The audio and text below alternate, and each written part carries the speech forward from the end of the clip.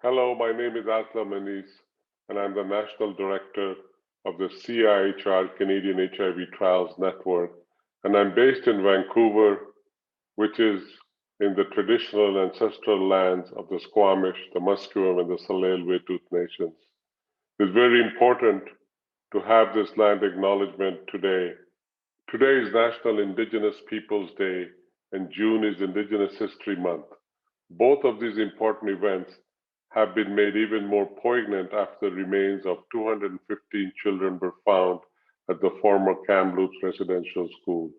These tragic circumstances also compel us to reflect on how we can actively be part of reconciliation as an ally to Indigenous people. Research on higher education has historically been linked to systemic racism and colonial policies that have guided the residential school system, which in turn have resulted in ongoing marginalizations of Indigenous peoples in Canada. While we have seen that research has the capacity to do great harm, we recognize the potential of research to help guide us towards healing. Indigenous people in Canada continue to be disproportionately affected by widespread health disparities, including HIV. At the CTN, we're committed to learning from Indigenous perspectives as we reach towards health equity. This includes actively promoting and lifting up Indigenous researchers and trainees, and promoting Indigenous methodologies and ways of knowing, including strengths-based approaches and a focus on health and well-being.